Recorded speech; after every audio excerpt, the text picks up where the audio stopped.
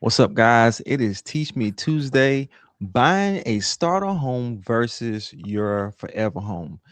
Do you really need to buy your dream home first? The answer is no, guys.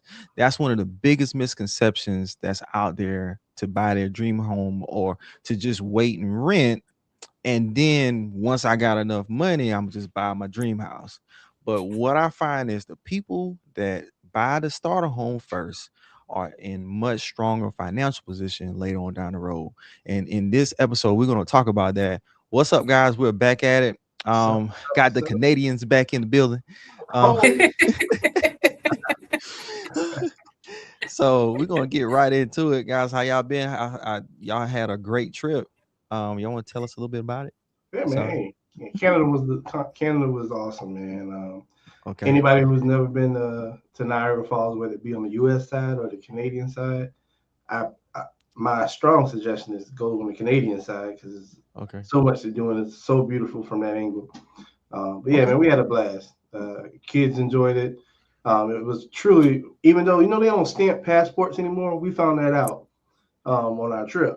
I At mean, this point. maybe they still do, but they didn't stamp our passport. Oh, They you want the just stamp? You want to get yeah. that I guess you stamp? got to ask for it or something like that. Yeah, I don't yeah, know, but yeah, uh, but yeah, it was that's our true. first time international, quote unquote. We've been to Jamaica, Bahamas, things like that, but international to get a. We was looking forward to getting our first little stamp, and ain't nobody stamped that passport. So that would be the Mm, only downturn to us mm. going over to Canada. But it was nice. We enjoyed it. Okay. All right. All right. So Yeah. let's. So you about to say something, Sean? Go ahead. Yeah, I was gonna say no, I was gonna say go ahead. Let's get into our topic. I know our 15 minutes go by so fast I know. Really. I know, right? once we start So, talking. so, so let's define what is a starter home, guys. Let's talk about that. What is a starter home? So, I mean, that's a good question. I think, especially nowadays with, the prices going up, Mhm. inflation, just everything being a lot more expensive. A lot of Mm-hmm. times people don't even kind of have that mindset or that thought or that seed planted in their head, like, oh, I should just start off with, maybe something that I can just get into right now and then kind of work my way up to it. So to answer your Mm-hmm. question, a starter home is just kind of that. It's just the home you start with. So it's not your forever home. It's not the home you plan on living in until you go meet Jesus one day. Like Right. it's not that. It's truly just a stepping stone to kind of help get you there. That's how I would kind of define, what a starter home is. Yeah, no, I mean, I get it. I think one thing that a lot of people struggle with, man, is people want what they want, and especially when they spending, a lot of money compared to what they were before, or they making a huge Mhm. investment. I mean, Mm-hmm. people Yeah. they think they should be able to that their money should get them to Taj Mahal, Mm-hmm. and Correct. Mm-hmm. when we talk about the true definition of a starter home, that may not be the case for you. Now, if you have Taj Mahal money, and that's what your ambitions and aspirations are, go for it. That dream home that you always wanted Right. is in reach.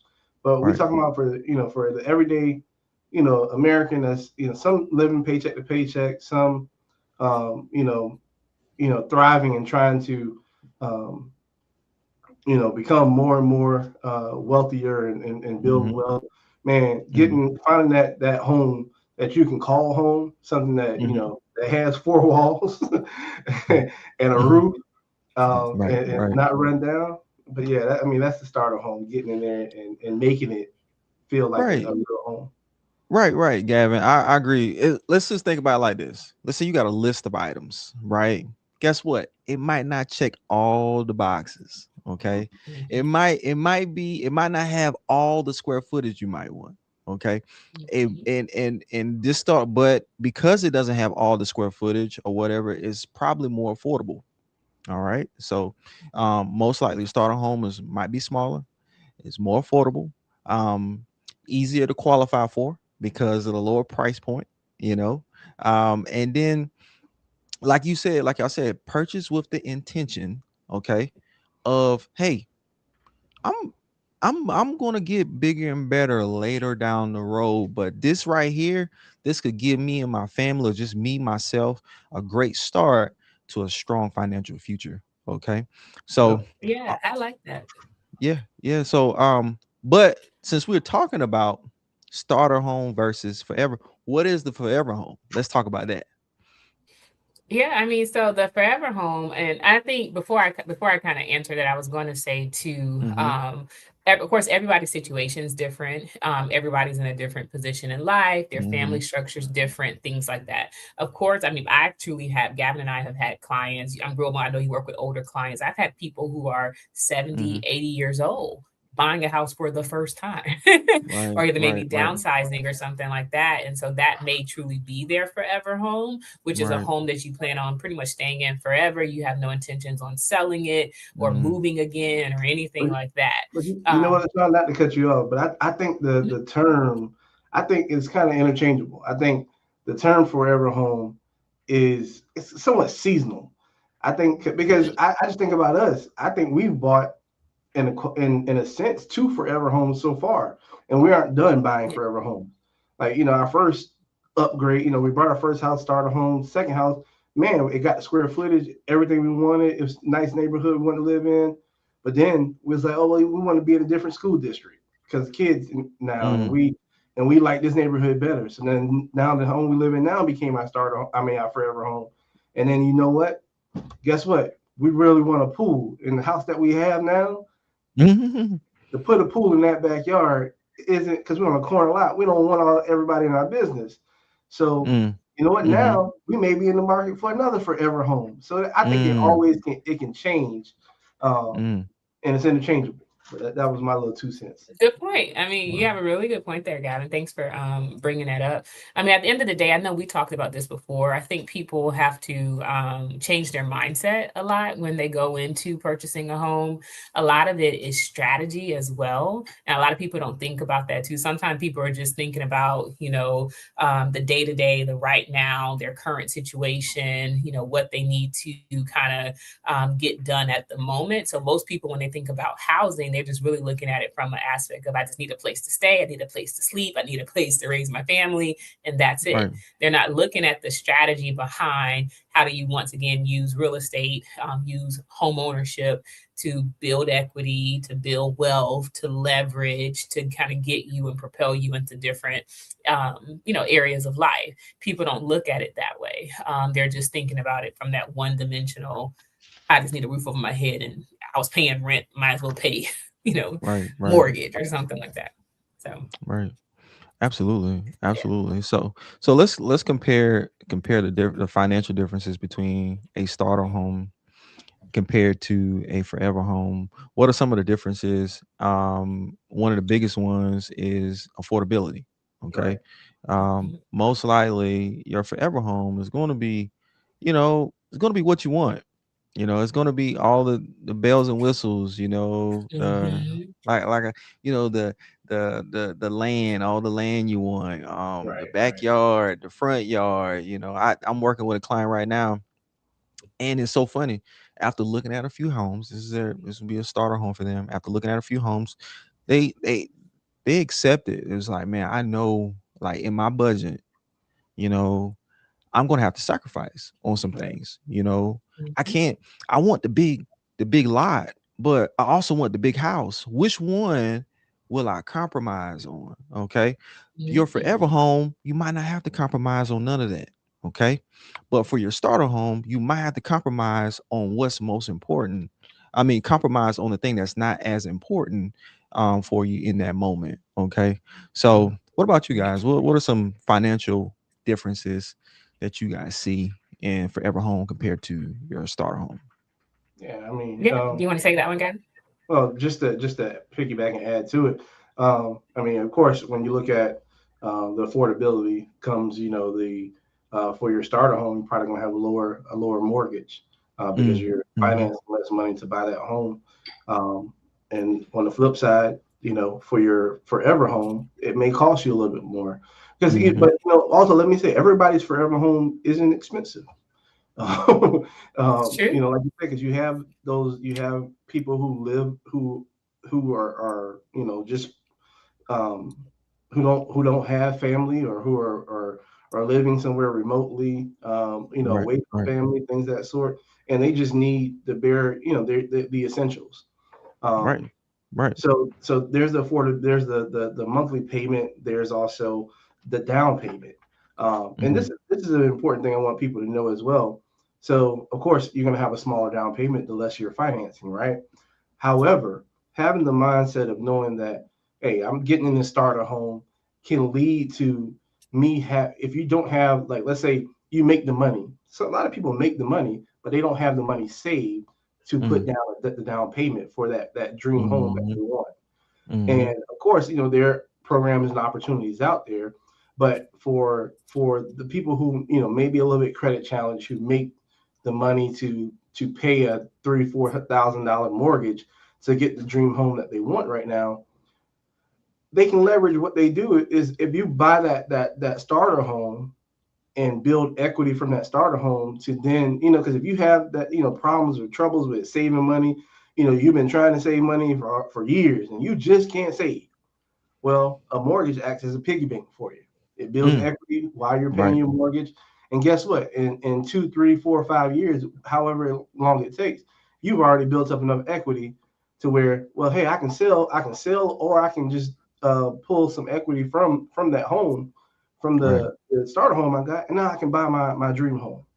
Um, Absolutely.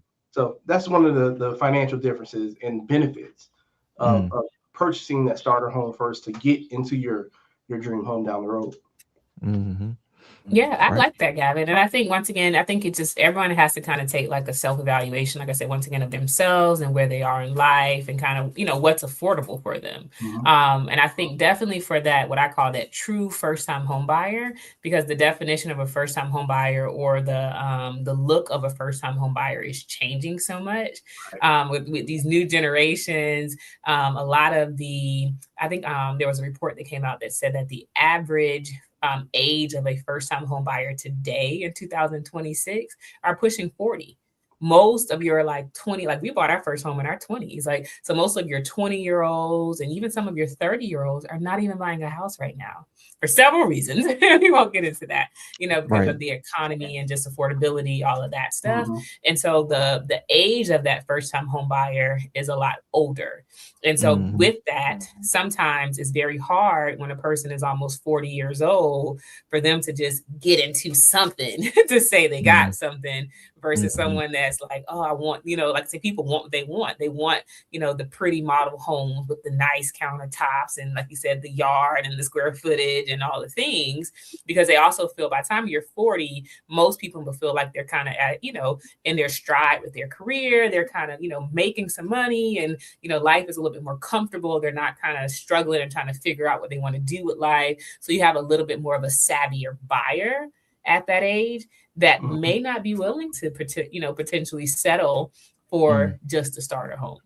So I said, once again, I think sometimes it's just, you got to look at your particular situation, your finances, what you got going on, your lifestyle to see what makes the most sense. If you can't afford, that $500,000 house, that $400,000 house, then sometimes it's okay to get into a fixer upper. And like Gavin and Wilma and everyone said so far, build that equity until you kind of get to, the ultimate goal or whatever it is that you're trying to purchase, forever or something like that.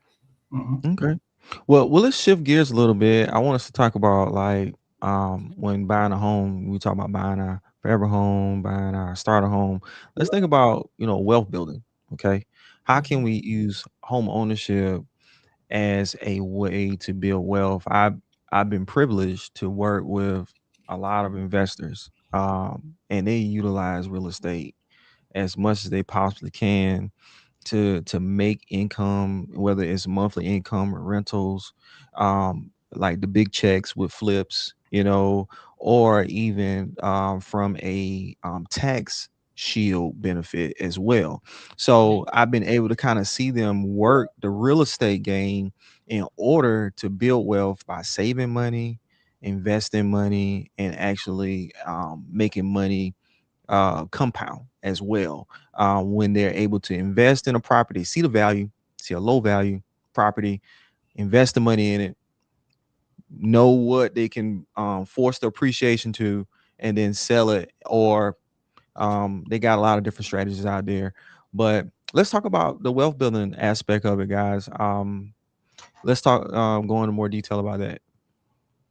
Yeah, I mean, I like that because I truly believe that what you're talking about, that's a true skill set, right? Mm-hmm. I feel like Mm-hmm. you have to be savvy enough to understand. I don't know who I was talking to, but I remember we was discussing, like you said, like taking something that's, let's say, very low in value and then turning Right. it into something that's of very great value.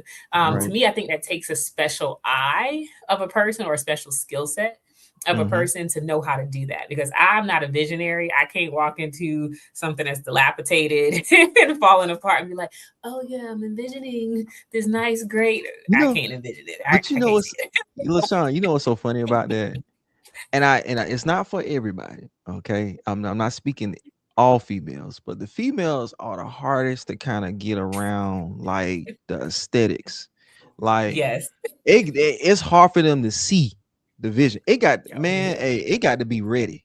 You know what I'm saying? When I walk in, I was like, oh no, I don't like that paint. I Hey, don't like that but carpet. you know what's funny, Wilmot, man? Uh huh. Man, ladies, not all ladies, but ladies put on makeup every day.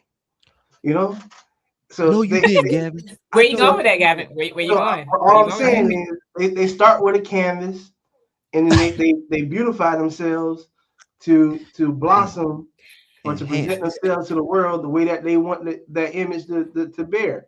Right. Same thing with Right. a dilapidated house, man. You got this Right. set up this thing that you want to Right. make up and then make it beautiful. Right. Right. Whatever. I So don't like that. I think that's a good way to close this segment. Right, right. That was a great segue, Gavin. What you just did. Yeah, we went through a few of these points, guys, about how comparing your starter home to your forever home. Don't get tied up thinking that you just got to go out buy your forever home. You got to go buy a mansion first. It's okay to buy your starter home and then work your way up from there because you're going to be in a stronger position long term. I see we got a comment. I didn't know if you want to comment. Oh yeah. Um, Yeah. So I know we kind of ran out of time, but I'll definitely. So yeah, mhm. so Jackie Clay 455 definitely was just kind of agreeing. They bought their first home about in their mid 40s. They sold it, Mm, and then they paid it off in six wow. years. Wiser second time around, and that's so true, so true. Thank Wow. you for commenting, Jackie Clay. Same with Wow. us. I mean, our very first home, like well, granted, we didn't know what we was doing, but our very first home that we bought, we sold it in what 5 years, and in Mm, that 5 years, we truly had like what 80 grand of equity in Mhm. wow. that home. And that Wow. $80,000 allowed us to one pay off all my student loans. We was able to put a Of the nice down payment car. on another house, bought a new car. Like we did all kind of stuff that kind of just propelled us a little Mm, further in life, where we didn't wow. have all this debt, we didn't have all these other expenses anymore, and then we just kept building on that. And then we bought another house, took that equity, did something else. So we just kind of continued to leverage the equity that we built over the Mm, years through buying and acquiring real estate, to kind of help do that for us. that's So good. there's so much that we can do. So guys, our final takeaway is one is, if you didn't learn anything else from this, is that one, there's no right or wrong answer. Some people may need to Right. start off life depending on where they are with the starter home. Some people, if you're a little bit older in life and you know that, hey, this is it, I'm retiring, a forever home may be for you. But at the Mhm. end of the day, if you guys ever have any questions, if you ever want to know, what's the best strategy, how do I even start the process to buy a house, us right here on this screen, you can reach out to any one of us, myself, Hmm. Gavin, or Wilmot, and we'll be happy to discuss with you guys anything related to mortgage, real estate, investing, all of the above. We'll definitely catch you guys next week.